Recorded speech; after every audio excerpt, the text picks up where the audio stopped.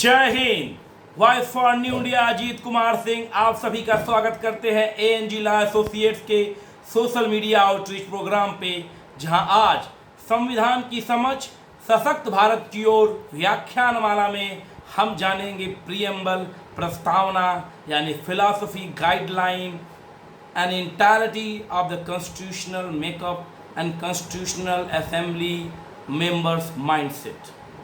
प्रस्तावना हम सब के लिए बहुत ही इम्पॉर्टेंट एस्पेक्ट है, क्योंकि जो प्रीएम्बल है ना, वो आइडेंटिटी कार्ड है, वो प्रीफेस है in entirety to the constitution of India. ये सोर्स बताता है, कॉन्स्टिट्यूशन का सोर्स क्या है, ऑब्जेक्टिव को स्पेसिफाई करता है, नेचर को स्पेसिफाई करता है और डे ऑफ एडॉप्शन को भी स्पेसिफाई करता है। आगे चलने के पहले बता दूं कि ANG law associates brain child of Advocate Gaurav Gautam and Voice for New India G aimed for creating an empowered society through legal awareness। न्यायिक जागरूकता फैला के सशक्त समाज के निर्माण की श्रृंखला में आपका स्वागत है। Preamble NK. पालीखीवाला जी कहते हैं कि identity card to the constitution है। प्रीएम्बल इम्पॉर्टेंट क्यों है? क्योंकि सबसे बड़ी चीज़ the constitution of India, the supreme law of the land जो है, उसका जो एग्जैक्टली फिलॉसफी है, उसका जो प्रिंसिपल है, जो उसका इंटेल है, जो उसका पर्पज है, जो इंटायरिटी ऑफ द कॉन्स्टिट्यूशन को बांधने वाली विधा है, वही प्रीएम्बल है। प्रीएम्बल एक इंटरफेस दे देता है आपको कि ये पूरा कॉन्स्टिट्यूशन क्या है। तो अगर आप प्रीएम्बल यानी प्रस्तावना को समझते हैं, उसका ओपनिंग स्टेटमेंट है we the people of India, हम भारत के लोग। ये स्पेसिफाई करता है कि कॉन्स्टिट्यूशन का सोर्स क्या है, पीपुल ऑफ इंडिया है। हम भारत के लोग ही मिलके संविधान के सोर्स यानी संविधान के होने का कारण है। यानी ये संविधान किस लिए है?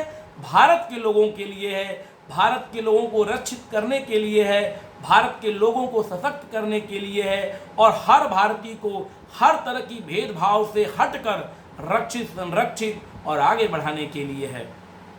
यूनिटी इन डाइवर्सिटी का कॉन्सेप्ट पॉसिबल है क्योंकि संविधान है। आइए प्रीएम्बल विशेष पर चर्चा करते हैं। प्रीएम्बल नेचर को स्पेसिफाई करता है sovereign socialist secular democratic Republic, यानी हमारी जो भारतीय पॉलिटी सिस्टम है, भारतीय विधा है, उसमें सोवरेनिटी का कॉन्सेप्ट है, सोशलिज्म का कॉन्सेप्ट है, सेकुलरिज्म का कॉन्सेप्ट है, डेमोक्रेटिक रिपब्लिक है। आप सोवरेन सोशलिस्ट रिपब्लिक को मैं स्पेसिफाई करना चाहूँगा क्योंकि सशक्त भारत के निर्माण में हर एक भारतीय के दिमाग में यह बात होनी चाहिए कि वो कितना महत्वपूर्ण है और रिपब्लिक इंडिया उसको कितना महत्वपूर्ण कराती है। To the last ladder of the society, समाज के अंतिम पंक्ति में खड़ा व्यक्ति भी देश का राष्ट्रपति हो सकता है। ये है रिपब्लिक का मतलब। यहाँ हेड ऑफ द स्टेट होने के लिए किसी पर्टिकुलर स्टेटस, किसी पर्टिकुलर परिवार या कोई पर्टिकुलर एक जो इनहेरिटेड क्वालिटी की आवश्यकता नहीं है। कोई भी भारतीय जो एलिजिबिलिटी क्राइटेरिया को फुलफिल करता है, किसी भी भाषा, जाति, धर्म का हो, वो भारत का राष्ट्रपति हो सकता है। डॉक्टर राजेंद्र प्रसाद से रामनाथ कोविंद तक की यात्रा आपको समझा देगी रिपब्लिक होना भारत के संविधान में हर भारतीय के लिए कितना महत्वपूर्ण है, क्योंकि हर भारतीय का हक है कि वो हेड ऑफ द स्टेट हो सकता है। ये ब्यूटी है हमारे संविधान में और हमारे संविधान के प्रीएम्बल यानी प्रस्तावना में वर्णित इस शब्द रिपब्लिक का। अब सेकुलर की बात आती है, यूनिटी इन डाइवर्सिटी है। और जब सेकुलरिज्म को हमने अडॉप्ट किया तो वेस्टर्न सेकुलरिज्म का कॉन्सेप्ट बड़ा ही निगेटिव और बड़ा ही लिमिटेड डोमेन का था, क्योंकि उनके यहाँ व्यवस्था कोई विपरीत है, क्योंकि वहाँ उनके यहाँ मेजॉरिटी ऑफ एक रिलीजन है। तो वहाँ तो आसान से स्टेट और धर्म को हम डिफ्रेंशिएट कर सकते हैं, लेकिन यहाँ beauty of the constitution of India है, beauty of the purpose of preamble है, जिसमें हमने इंडियन कनोटेशन ऑफ सेकुलरिज्म को लाया, जो पॉजिटिव कॉन्सेप्ट और एस्पेक्ट है। हम अपना स्टेट रिलीजन डिक्लेयर नहीं करेंगे, लेकिन हम हर रिलीजन को बराबरी का हक देंगे, प्रोग्रेसिव होने का, सस्टेन करने का, आगे बढ़ने का, और हर एक भारतीय को यह आज़ादी होगी कि वो अपने धर्म विशेष को पालन करे और स्टेट जो कि अपना धर्म डिक्लेयर नहीं करेगा, लेकिन हर एक धर्म की रक्षा के लिए, हर एक धर्म को एक प्रोटेक्टिव इन्वायरमेंट देने के लिए प्रतिबद्ध होगा। ये है हमारे सेकुलर का एस्पेक्ट। सोशलिज्म हमारा एक तरह से गांधीयन सोशलिज्म और मार्क्सिस्ट सोशलिज्म का सिंथेसिस है। अब आती है बात, हमने नेचर की बात करी, नेचर ऑफ पॉलिटी क्या है। अब ऑब्जेक्टिव क्या है? ऑब्जेक्टिव स्पेसिफाइड है प्रीएम्बल में कि ऑब्जेक्टिव हमारा ये है कि equality of status and opportunity हो, liberty of expression, belief, faith and worship हो, justice of social, economic and political हो। तो आप सोचिए कि प्रीएम्बल आपको इंटेल कर देता, प्रीएम्बल आप पढ़ेंगे हर एक भारतीय सशक्त हो जाएगा कि equality of status and opportunity होना चाहिए। इस देश में किसी के साथ किसी पर्टिकुलर एस्पेक्ट पे कोई भी डिफ्रेंशिएटेड कंसिडरेशन नहीं लिया जा सकता है।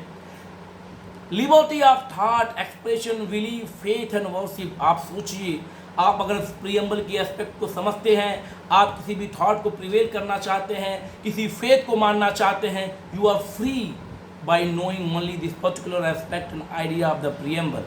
तो ये एस्पेक्ट है जहाँ फिर फ्रेटर्निटी की बात करते हैं, unity and integrity of the nation की बात करती हैं। Date of adoption of the constitution specified होता है 26 नवंबर को। ये एस्पेक्ट 26 नवंबर 1949 को। तो प्रीएम्बल जहाँ आपके सोर्स ऑफ कॉन्स्टिट्यूशन क्या है, नेचर क्या है, ऑब्जेक्टिव क्या है और डेट ऑफ एडॉप्शन को स्पेसिफाइड करता है। प्रीएम्बल जब एग्जैक्टली प्रीएम्बल जो रूप है वो ऑब्जेक्टिव रेजोल्यूशन का रिफॉर्म्ड वर्जन है। जब पंडित जवाहरलाल नेहरू कॉन्स्टिट्यूएंट असेंबली की मीटिंग के बाद यानी 13 दिसंबर 1946 को संविधान सभा की मीटिंग में आए तो उन्होंने तय किया कि let us resolve A framework on which the constitution of India will depend upon. वो फिलॉसफी, वो इंटेल, वो वैल्यू, वो मोरल सिस्टम क्या होगा जिसकी विधा में, जिसके स्ट्रक्चर के अंदर हम कॉन्स्टिट्यूएंट असेंबली में डिस्कस करेंगे कि हमारी स्टफिंग क्या होगी। तो ये जो ऑब्जेक्टिव रेजोल्यूशन था वो ये था कि पूरी कॉन्स्टिट्यूएंट असेंबली ने इस रेजोल्यूशन के साथ ये इंटरटेन किया, ये प्रतिबद्ध किया कि हम क्या क्या फॉलो करेंगे और किस तरह से फॉलो करेंगे और किस तरह से इसको इंटेल करके आगे ले जाएंगे। और यही अब ऑब्जेक्टिव रेजोल्यूशन पंडित जवाहरलाल नेहरू जो मूव किया गया 22 जनवरी 1947 को अडॉप्ट किया गया प्रीएम्बल ऑफ द कॉन्स्टिट्यूशन से। भारतीय संविधान के शुरू में ऑब्जेक्टिव रेजोल्यूशन और संविधान की पूरी प्रक्रिया उसके गाइडलाइन में लाइन पोस्ट में हुई। उसके बाद फिर हमने अपने प्रीएम्बल को इसलिए अपनाया कि कॉन्स्टिट्यूशन जो है वो प्रीएम्बल के किसी भी सेटिंग से बियॉन्ड ना हो और एक कॉन्स्टिट्यूशन की जो पूरी रूपरेखा हो वो प्रीएम्बल ऑफ द कॉन्स्टिट्यूशन से इंटेल हो पाए। यूनाइटेड स्टेट्स ऑफ अमेरिका का कॉन्स्टिट्यूशन भी प्रीएम्बल से शुरू होता है दोस्तों। तो प्रीएम्बल की ये इम्पोर्टेंस है। ये सब समझ लेने के बाद दो इम्पॉर्टेंट क्वेश्चन जो टाइम बीइंग मेमोरियल के साथ रजब हुए प्रीएम्बल की हिस्ट्री में वो ये था, is preamble the part of the constitution?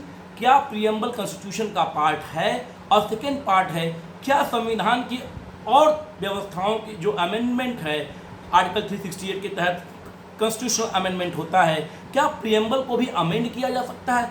दो ये बहुत ही बेहद महत्वपूर्ण क्वेश्चन रेज हुए और दोनों ही महत्वपूर्ण क्वेश्चन बेरू बारू यूनियन केस 1960 से केशवानंद भारती केस 1973 तक आके सेटल डाउन हो गए। तो आज का जो सेटल्ड प्रिंसिपल है वो इंटेल करता है कि preamble is part of the constitution and preamble is very part of the constitution as other part of the constitution. Preamble can also be amended barring it is not disrupting, it is not affecting the basic structure doctrine. यानी जो कुछ भी basic structure doctrine के beyond नहीं है वो हर चीज़ preamble की amend हो सकती है other parts of the constitution की तरह। लेकिन कोई भी पार्ट जो बेसिक स्ट्रक्चर डॉक्ट्रिन को के रूल को डिफाई करेगी वो अमेंडमेंट नहीं हो सकता है। यानी जहां बेरूबारी यूनियन केस 1960 में ये कहा गया कि preamble is not part of the constitution and preamble can not be amended, तो वही केशवानंद भारती केस 1973 के बाद स्टैब्लिश हो गया कि preamble is very part of the constitution. It was mind maker, mind map for the constituent assembly members to discuss, to entail and to form the constitution and though the preamble is part of constitution, it can be amended. It can be amended. It can be amended, barring it is not nullifying the basic structure doctrine established in the under Kesavananda Bharati case 1973। तो ये अब तक preamble को आपने समझा, preamble को जाना, preamble प्रस्तावना, प्रियम्बल नेचर बता रहा है, ऑब्जेक्टिव बता रहा है कॉन्स्टिट्यूशन का सोर्स इंटेल कर रहा है और डे ऑफ एडॉप्शन को स्पेसिफाई कर रहा है।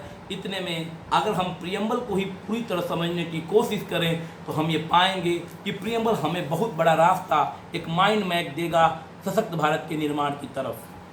We the people of India, having solemnly resolved to constitute India into a sovereign, socialist, secular, democratic republic, and to secure to all its citizens justice, social, economic, and political liberty of thought, expression, belief, faith, and worship, equality of status and opportunity, and to promote among them all fraternity, assuring the dignity of the individual and unity and integrity of the nation. In our Constituent Assembly, this 26th day of November 1949, do hereby adopt, enact and give to ourselves this constitution. ये है हमारा preamble. और हमारे preamble को जानिए, समझिए और संविधान के सार को अपने दिमाग में बैठाइए। आइए मिलकर संविधान की समझ से सशक्त भारत के निर्माण को प्रतिबद्ध करते हैं। ANG लॉ एसोसिएट्स आशा करते हैं कि इस न्यायिक जागरूकता से सशक्त समाज के निर्माण में एक और कदम बढ़ाते हैं। ठाकुर शिवाजी सिंह स्मृति सेवा संघ मंच और मैं voice for new India Ajit Kumar Singh, advocate Gaurav Gautam, Jai Hind के नारे के साथ न्यायिक जागरूकता के साथ सशक्त भारत के निर्माण के लक्ष्य के लिए प्रतिबद्ध। जय हिंद।